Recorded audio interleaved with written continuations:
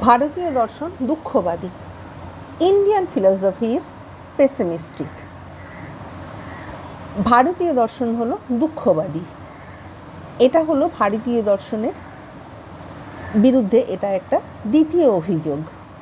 দুঃখবাদ অনুসারে এই জগৎ এবং জীবনে কোনো সুখ বা আনন্দ নেই। জীবন হলো নিরবচ্ছিন্ন দুঃখে পরিপূর্ণ।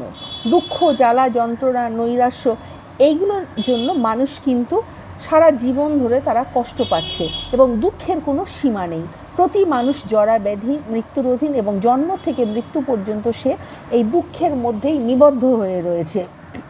কিন্তু সমালোচকদের মতে ভারতীয় দার্শনিকরা যে কেবল দুঃখের যে এই অন্ধকারময় দিকটা তুলে ধরেছে, সেটা কিন্তু তাদের দর্শনে একমাত্র দুঃখের দিকটাই শুধু খালি চিত্রিত করেছেন। সমালোচকদের এই যে অভিযোগ, এটা কিন্তু যুক্তিযুক্ত নয়। আমরা আগে দেখেছি যে ভারতীয় দার্শনিকেরা দর্শনের সঙ্গে মানুষের জীবনের একটা নিগুড় সম্পর্ক একটা দেখেছেন।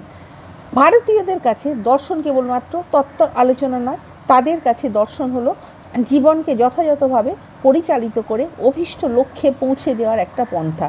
তাই বাস্তব জীবনের দিকে তাকিয়ে ভারতীয় দার্শনিকেরা জীবনের দুঃখ, জ্বালা, যন্ত্রণা, কথা এইগুলোকে কিন্তু তারা অস্বীকার করতে পারেনি।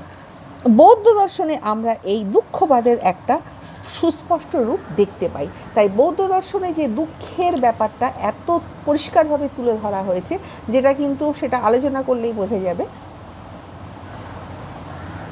বৌদ্ধ দর্শনে বলা হচ্ছে যে সর্বং দুঃখম, অর্থাৎ সবই দুঃখময়। জন্ম দুঃখ, জরা দুঃখ, রোগ দুঃখ, মরণ দুঃখ, প্রিয় বিয়োগ দুঃখ, অপ্রিয় সংযোগ দুঃখ, কামনার ব্যাঘাতে দুঃখ, এই জগতের সবই হলো দুঃখপূর্ণ। পৃথিবীতে যে সুখ আছে তা নয়, তবে দুঃখদক সুখ, অর্থাৎ প্রত্যেক সুখই দুঃখদক, অর্থাৎ সকল সুখের মাঝেই দুঃখের একটা বীজ প্রচ্ছন্ন রয়েছে। তাছাড়া সর্বং অনিত্যম। বুদ্ধদেব বলছেন যা অনিত্য তাই দুঃখ, যা অনিত্য তাই দুঃখ, যা মানে সব কিছুই অনিত্য। শুধু বৌদ্ধ দর্শনে নয়, উপনিষদে এবং গীতায়ও এই দুঃখবাদের আমরা দেখতে পাই আলোচনা। উপনিষদের মতে সচ্চিৎ আনন্দস্বরূপ ব্রহ্ম ছাড়া আর সবই দুঃখময়। গীতায় শ্রীকৃষ্ণ এই জগৎকে দুঃখের আলয় বলে অভিহিত করেছেন। ন্যায়, বৈশেষিক, সাংখ্য, যোগ, পূর্ব মীমাংসা এবং উত্তর মীমাংসা, এই ষড়দর্শনের প্রত্যেকটার মধ্যে এই দুঃখবাদ আমরা দেখতে পাই। সাংখ্যকার কপিলের মতে এই জীবন অনাবিল, দুঃখের স্থান নেই। জগৎ এবং জীবন উভয় সবই দুঃখপূর্ণ। তিনি 3 প্রকার দুঃখের কথা বলেছেন। প্রথমটা হলো আধ্যাত্মিক, দ্বিতীয়টা হলো আধি ভৌতিক এবং তৃতীয়টা হলো আধি দৈবিক। প্রথমটা হচ্ছে আধ্যাত্মিক দুঃখ, যেটা শারীরিক এবং মানসিক, তার মধ্যে পড়ে যাচ্ছে আধ্যাত্মিক দুঃখের মধ্যে। আর আধিভৌতিক দুঃখের মধ্যে দেখা যাচ্ছে যে মানুষ, পশু, পাখি, কীট প্রভৃতি থেকে যে দুঃখের উদ্ভব হচ্ছে, জীব হত্যা, সর্পাঘাত, এগুলো সবই হচ্ছে আধিভৌতিক দুঃখ। আর আধি দৈবিক দুঃখ, তার মধ্যে ভূত প্রেত এইসব অলৌকিক যে সকল দুঃখ উদ্ভূত হচ্ছে, সেইগুলি হচ্ছে আধিভৌতিক দুঃখ। যোগশাস্ত্রকার পতঞ্জলির মতে মানুষ 5 ধরনের ক্লেশে ক্লিষ্ট হচ্ছে। জীবন দুঃখপূর্ণ হলেও দুঃখেই মানুষের জীবনের পরিসমাপ্তি নয়। কিন্তু এই প্রসঙ্গে লক্ষ্য করার বিষয় যে দুঃখেই জীবনের শুরু, দুঃখেই জীবনের শেষ, এই নৈরাশ্যময় জীবনের চিত্র কোনো ভারতীয় দর্শনেই আমরা পাই না। বরং সকল ভারতীয় দর্শন স্বীকার করে নিয়েছে যে দুঃখ থেকে পরিত্রাণ লাভের উপায় রয়েছে এবং মানুষ নিজের চেষ্টায় দুঃখময় জীবন থেকে মুক্তি লাভ করতে পারে। বুদ্ধদেব যেমন দুঃখময় জীবনের কথা বলেছেন, সেই রকম দুঃখের কারণ 2 রকমের নিবৃত্তি ও দুঃখ থেকে পরিত্রাণ লাভের উপায়ও নির্দেশ তিনি করেছেন। বুদ্ধদেবের মতে নির্বাণং পরমং সুখম, জীব যখন নির্বাণ লাভ করবে তখন সে পরম সুখ লাভ করে, সে ভূমানন্দের অংশীদারি হয়ে থাকে। দেখা যাচ্ছে সাংখ্যকার তারা বলছেন যে দুঃখ আছে বলেই দুঃখ পীড়িত মানুষ দুঃখ নিবৃত্তির উপায় তারা সন্ধান করছে এবং তারই ফলে দর্শনের উদ্ভব হচ্ছে। সাংখ্য দর্শনে চিরদুঃখ অভিযোগ এনেছেন। তাদের দৃষ্টিভঙ্গি ভারতীয় দার্শনিকদের দৃষ্টিভঙ্গি থেকে অনেক আলাদা। পাশ্চাত্য দার্শনিকদের মতে এই জগতের অনন্ত বৈচিত্র্য, অপূর্ব রহস্য মানুষের মনে যে বিপুল বিস্ময়ের সৃষ্টি করে, তার থেকেই দর্শনের উৎপত্তি হচ্ছে। দার্শনিক প্লেটো বিস্ময়কে দর্শনের জগৎ বলে অভিহিত করেছেন, কিন্তু ভারতীয় দার্শনিক জগৎ ব্যাখ্যা প্রবৃত্ত না হয়ে জীবন ব্যাখ্যায় প্রবৃত্ত হয়েছেন, বিস্ময় বা কৌতূহল নয়। জীবনের লক্ষ্য কী, কীভাবে লক্ষ্যে উপনীত হওয়া যায়, এই বিষয়ে ভারতীয় দর্শনের প্রধান প্রশ্ন এবং সমস্যা। কিন্তু ভারতীয় দার্শনিকেরা এই প্রশ্নের সমাধান করতে গিয়ে দেখলেন যে জাগতিক দুঃখ, দুর্দশা, জ্বালা, যন্ত্রণা, মানুষ সব কিছু দেখা যাচ্ছে কাতর হয়ে এই দুঃখের হাত থেকে কিভাবে মুক্তি লাভ করা যেতে পারে তার উপায় নির্ধারণ করার জন্য ভারতীয় দার্শনিকেরা দেখা যাচ্ছে যে সচেষ্ট হয়েছেন। এই কারণে নৈতিক এবং ধর্মালোচনা ভারতীয় দর্শনের অনেকখানি জায়গা দখল করে রয়েছে এবং ভারতীয় দার্শনিকদের আলোচনা করেছেন যে তারা মানুষের পুরুষার্থ কী উপায় এবং এই পুরুষার্থ লাভ করা কিভাবে যায়।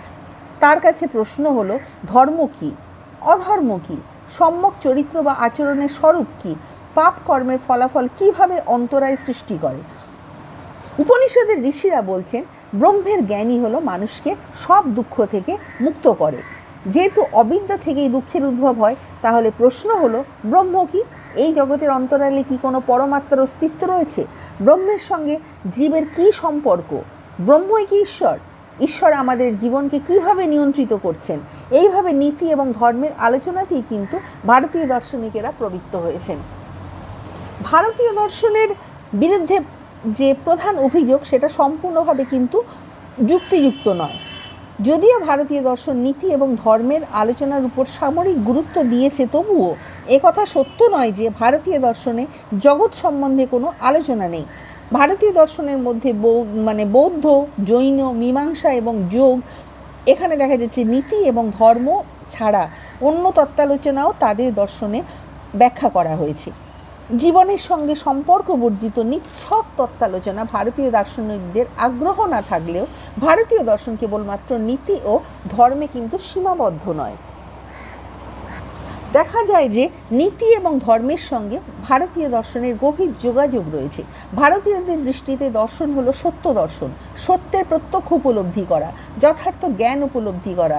যথার্থ জ্ঞান শুধু যে এই জীবনের নয়, জগতেরও জ্ঞান। এই জগৎ সম্পর্কে সুস্পষ্ট নির্ভুল জ্ঞান মানুষকে এই জগতের তার নিজের স্থান সম্পর্কে সঠিক জ্ঞান দেয় এবং দেখা যাচ্ছে যে মানুষ উপলব্ধি করে কি তার কাম্য, কি তার পুরুষার্থ। এই পুরুষার্থ লাভই তার ধর্ম, তার জীবনের আদর্শ হয়ে দাঁড়ায়। ভারতীয় দর্শনে জীবনের এবং জগতের উভয়েরই ব্যাখ্যা রয়েছে।